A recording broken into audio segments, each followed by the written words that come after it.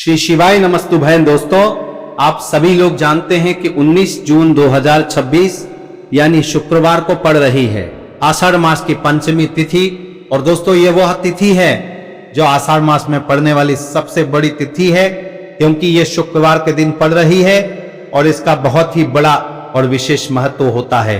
पूज्य गुरु जी ने कहा है कि अगर कभी भी मौका लग जाए और आषाढ़ महीने की शुक्रवार पंचमी तिथि को पड़ जाए तो आप लोगों को 3 तुलसी पत्ते वाला उपाय तो अवश्य ही करना चाहिए। इन दोनों का संयोग बहुत ही कम आता है।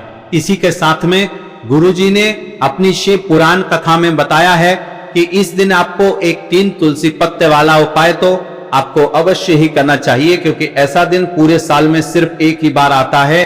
और दोस्तों, आप सभी लोग जानते हो कि शुक्रवार पंचमी तिथि का अगर सबसे बड़ा कोई उपाय है तो वो 3 तुलसी पत्ते वाला उपाय है। तो दोस्तों, शुक्रवार पंचमी तिथि के दिन आप लोगों को इस 3 तुलसी पत्ते वाला उपाय को जरूर करना है। बहुत सारे लोग होंगे जिन लोगों ने इस उपाय को ना किया हो, मतलब पूरा साल निकल गया, उन्होंने किसी भी दिन इस 3 तुलसी पत्ते वाला उपाय को ना किया हो। पर दोस्तों, आपके पास एक आखिरी मौका बचा हुआ है, जो कि 19 जून 2026 शुक्रवार पंचमी तिथि के दिन है, स्वेंगल। इस दिन आप लोगों को इस वाले उपाय को जरूर कर लेना है। भले ही आपने पूरे महीने भर इस उपाय को ना किया हो, पर अगर आपने इस आषाढ़ महीने के शुक्रवार पंचमी तिथि के दिन अगर इस वाले उपाय को कर लिया तो आपको इस उपाय को करने का वो फल मिलेगा जिसकी आपने कभी कल्पना भी नहीं करी होगी।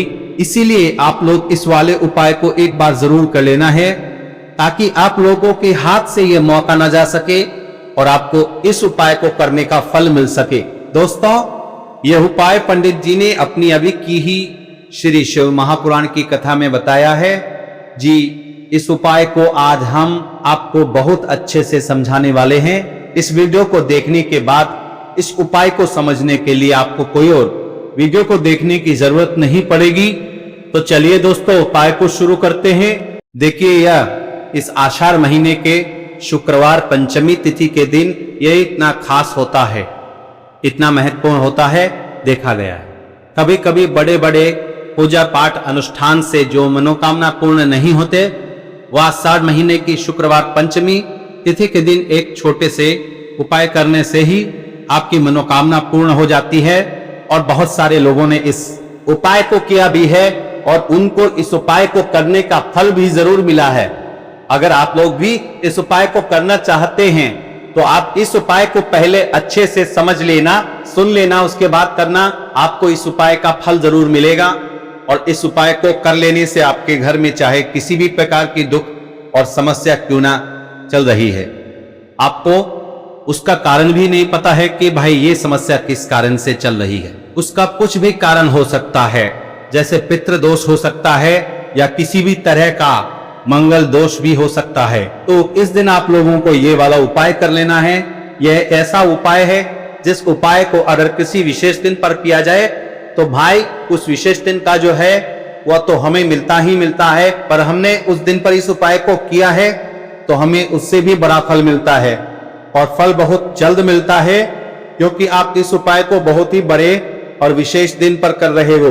तो चलिए अब उपाय के बारे में बात करते हैं, लेकिन उससे पहले आप लोगों को यह जानना आवश्यक है कि आखिर ये उपाय किस समय करना है, किसको करना है और कैसे करना है। तो चलिए हम आगे आपको वीडियो में एक एक करके बता देते हैं। लेकिन उससे पहले अगर आप लोग हमारे चैनल पर पहली बार आए हैं या फिर मेरी आवाज आज पहली बार सुन रहे हैं तो हमारे चैनल को सब्सक्राइब जरूर कर लेना और इस वीडियो को लाइक करके कमेंट बॉक्स में श्री शिवाय नमस्तुभ्यं ओम नमः शिवाय जरूर टाइप कर देना। तो दोस्तों, इस 3 तुलसी पत्ते वाला उपाय को हमें इस शुक्रवार पंचमी तिथि के दिन कैसे करना है, किसको करना है, किस समय करना है और कहां पर करना है, ये सारे सवालों के जवाब आपको इस वीडियो में मिल जाएंगे। और जो यह वीडियो देखेगा भाई, उसको 3 तुलसी पत्ते वाला उपाय जरूर करना चाहिए, क्योंकि इस दिन एक तुलसी पत्ते का भी बहुत ही बड़ा और विशेष महत्व होता है। और जब बात आ जाए 3 तुलसी पत्ते वाला उपाय की, तो यह है सोने पर सुहागा वाली बात हो जाती है और यह एक बहुत ही बड़ा उपाय हो जाता है। इस शुक्रवार पंचमी तिथि का। तो अब दोस्तों इस 3 तुलसी पत्ते वाला उपाय को आखिर करना किसको है, सबसे पहले हम लोग वो बात जान लेते हैं। तो देखो, घर की जो बड़ी माताएं बहनें होती हैं, उन माताओं बहनों में से कोई भी एक बड़ी माता बहन इस वाले उपाय को कर सकती है। और दोस्तों अगर आप चाहे तो अपने घर में से सभी सदस्यों को भी इस उपाय को करवा सकते हैं। अगर किसी व्यक्ति की खुद की कोई मनोकामना है, खुद की कोई दुख और परेशानी है जो कि वह अपने लिए ही करना चाहता है, इस वाले उपाय को तो वह खुद अपने लिए भी कर सकता है। बाकी अगर कोई घर में से ऐसा है जो कि अपने पूरे घर परिवार की सुख और शांति के लिए यह वाला उपाय करना चाहता है, तो भाई वह भी कर सकता है, उसमें भी कोई दिक्कत वाली बात नहीं है। कहने का मतलब यह है कि इस उपाय को हर एक सदस्य भी कर सकते हैं और पूरे घर परिवार के सदस्य के लिए, घर की बड़ी माताओं बहनों में से कोई एक माता बहन भी कर सकती है। माताएं बहन अगर घर में उपस्थित ना हो या वह यह वाला उपाय ना कर पा रही हो, तो फिर घर का कोई बड़ा सदस्य भी इस 3 तुलसी पत्ते वाला उपाय को कर सकता है, चाहे फिर वह पुरुष ही क्यों ना हो, उसमें कोई भी दिक्कत वाली बात नहीं है। उसके बाद में दोस्तों जो अगला प्रश्न निकल कर आता है वह आता है इस उपाय को लेकर कि आखिर इस उपाय को हमें किस समय करना है, सुबह के समय करना है कि शाम के समय करना है। तो देखो, इस वाले उपाय को आप लोग सुबह के समय भी कर सकते हो और शाम के समय प्रदोष काल में भी कर सकते हो। अब अगर आप पूछो कि भाई सबसे उत्तम समय कौन सा रहेगा इस 3 तुलसी पत्ते वाला उपाय को करने का, तो हम आपसे बस ये कहेंगे कि इस उपाय को आप सुबह के समय करेंगे तो ज्यादा बेहतर होगा। बाकी अगर प्रदोष काल शाम के समय भी करेंगे तो भी अच्छा होगा, उसमें कोई भी दिक्कत वाली बात नहीं है। तो अब दोस्तों जो अगली सबसे बड़ी और महत्वपूर्ण बात आती है वो यह आती है कि सुबह अगर हम उपाय को करेंगे तो हमें कितने बजे से लेकर कितने बजे तक के बीच में करना है, और शाम के समय प्रदोष काल में करेंगे तो हमें कितने बजे से लेकर कितने बजे के बीच में करना है। तो देखो, सुबह जितनी जल्दी हो सके आप उपाय की कोशिश करना। बाकी अगर किसी कारणवश लेट भी हो जाओ, थोड़ी देर भी हो जाए, तो 10 या 11 बजे तक भी आप उपाय कर लेना, पर 12 बजे से ज्यादा देरी ना हो, ठीक है, इस बात का ध्यान रखना। उसके बाद में दोस्तों अगर शाम के समय प्रदोष काल की बात करें, प्रदोष काल का जो समय है होता है वो शाम के 6 बजे से शुरू हो जाता है। मतलब शाम के 6 बजे से लेकर 7 बजे के बीच का जो समय होता है, ये समय प्रदोष काल का समय होता है। तो आप इस उपाय को 7 या 8 बजे के बीच में भी कर सकते हो।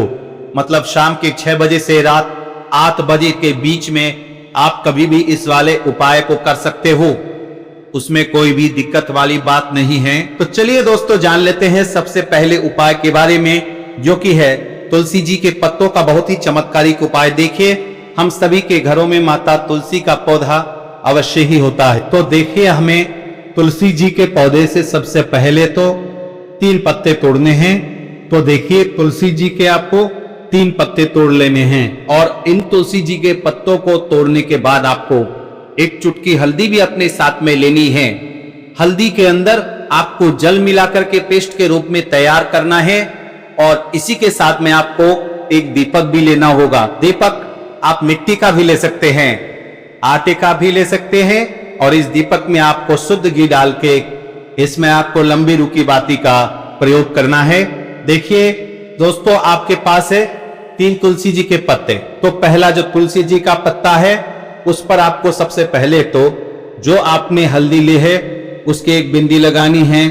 और पहला जो तुलसी जी का पत्ता है, आपके घर में भगवान विष्णु का चाहे कोई सा भी स्वरूप हो, चाहे लड्डू को गोपाल जी का स्वरूप हो, या फिर भगवान कृष्ण की आपके मंदिर में प्रतिमा हो, या फिर भगवान श्री राम की प्रतिमाएं, उनके सामने आपको पहला तुलसी जी का पत्ता अर्पित करना है।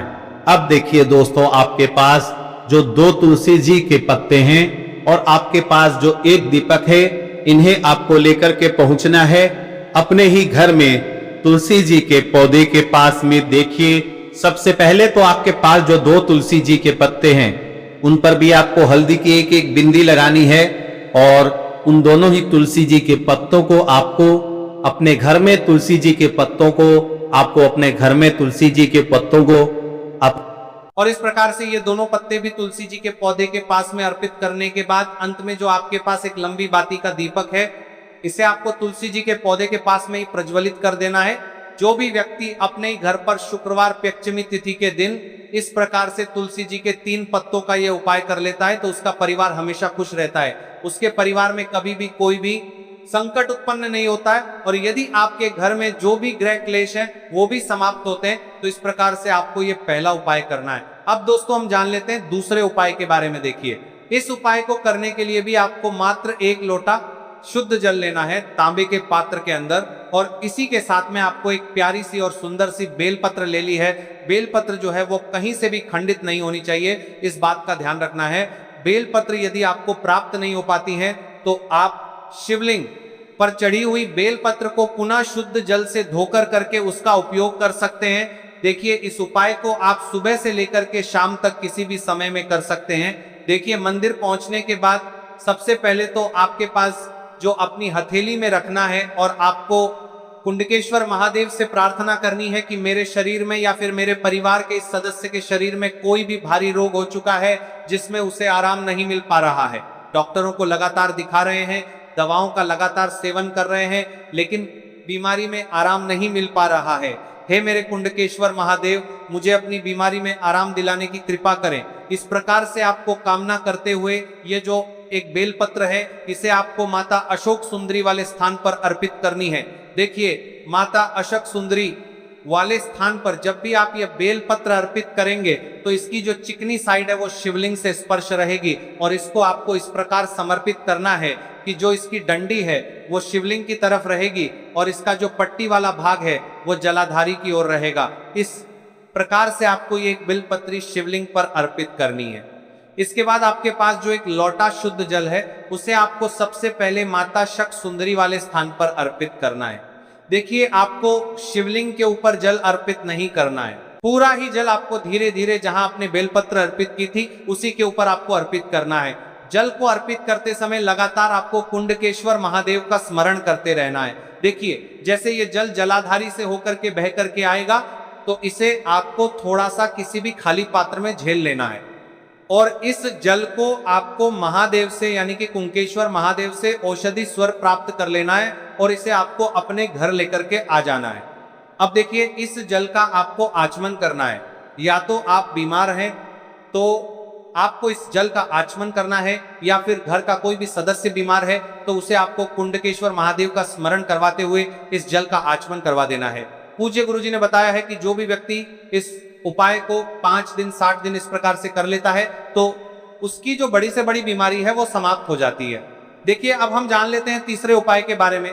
देखिए, ये जो उपाय है विशेषकर उन लोगों को करना चाहिए जो बहुत ही अधिक बीमार पड़ते हैं, यानी कि आपके घर में जितनी भी कमाई होती है वो सभी बीमारी में खर्च हो जाते हैं, या फिर आपके घर में ऐसा कोई भी व्यक्ति है जो बहुत अधिक गुस्सा करता है जिससे बहुत ही अधिक क्लेश आता है, तो उसके लिए भी आप ये उपाय कर सकते हैं। तो देखिए, इस उपाय को करने के लिए आपको गिन करके गुड़ के 60 टुकड़े लेने हैं। गुड़ के आपको 60 टुकड़े लेने हैं। देखिए, आपके घर में जो व्यक्ति बहुत अधिक बीमार रहता है या फिर कोई व्यक्ति बहुत अधिक गुस्सा करता है तो आपको ये जो 7 गुड़ के टुकड़े हैं अपने सीधे हाथ में रखना है, और उस व्यक्ति के ऊपर से आपको घड़ी की दिशा में 7 बार सर से लेकर के पैर तक उतार लेने हैं। यानी कि उस व्यक्ति के सर से लेकर के पैर तक आपको इन गुड़ के टुकड़ों को 7 बार घड़ी की दिशा में घुमा लेना है। अब देखिए, इन गुड़ के टुकड़ों को 7 बार घुमाने के बाद आपको लेकर के सीधे पहुंचना है भगवान शिव के मंदिर में। आपके घर में यदि शिवलिंग है तो वहां पर भी आप इस उपाय को कर सकते हैं, या फिर मंदिर में भी इस उपाय को कर सकते हैं। अब देखिए, आपके हाथ में जो 7 गुड़ के टुकड़े थे जिन्हें आप मंदिर लेकर के आए थे, उन्हें आप कुछ शिवलिंग के ऊपर रखना नहीं है, केवल शिवलिंग के ऊपर आपको 7 बार घुमाना है। और जब भी आप ये गुड़ के टुकड़े घुमाएंगे तब आपको कल्याण शवर महादेव का बहुत ही सुंदर सा नाम लेना है। गुड़ के टुकड़ों को इस प्रकार से घुमाने के बाद आपको महादेव से प्रार्थना करनी है कि हे मेरे महादेव, कि ये जो मेरे परिवार का व्यक्ति है बहुत अधिक बीमार रहता है, बहुत अधिक गुस्सा करता है, क्रोध करता है, हमेशा चिड़चिड़ा रहता है, आप इसकी इस प्रकार की जो समस्याएं हैं उन्हें दूर करें। और इसके बाद आपको ये जो गुड़ के टुकड़े हैं 7, इन्हें आपको अपने घर लेकर के आ जाना है, और एक एक गुड़ का टुकड़ा आपको प्रतिदिन जो व्यक्ति करके है बीमार है या फिर जो बहुत अधिक गुस्सा करता है उसे खिला देना है। उस व्यक्ति का जो भी क्रोध है, गुस्सा है, वो हमेशा के लिए शांत हो जाएगा। इस प्रकार से आपको ये उपाय करना है। अब दोस्तों हम जान लेते हैं चौथे विशेष और अंतिम उपाय के बारे में। देखिए, इस उपाय के लिए भी आपको मात्र एक लोटा शुद्ध जल लेना है तांबे के पात्र के अंदर। अब देखिए, इसी के साथ में आपको एक चुटकी हल्दी लेना है। आपको हल्दी जो है वो पिसी हुई लेनी है और इस हल्दी के अंदर आपको थोड़ा सा जल मिला करके एक पेस्ट के रूप में तैयार कर लेना है। अब देखिए, इसी के साथ में आपको एक दीपक ले लेना है। दीपक आप चाहे तो मिट्टी का भी ले सकते हैं, शुद्ध आटा बनकर उसका भी दीपक तैयार कर सकते हैं। इस दीपक के अंदर आपको लंबी रुकी बाती का प्रयोग करना है और दीपक के अंदर आपको शुद्ध घी का प्रयोग करना है। इस प्रकार से आपको एक दीपक भी तैयार कर लेना है।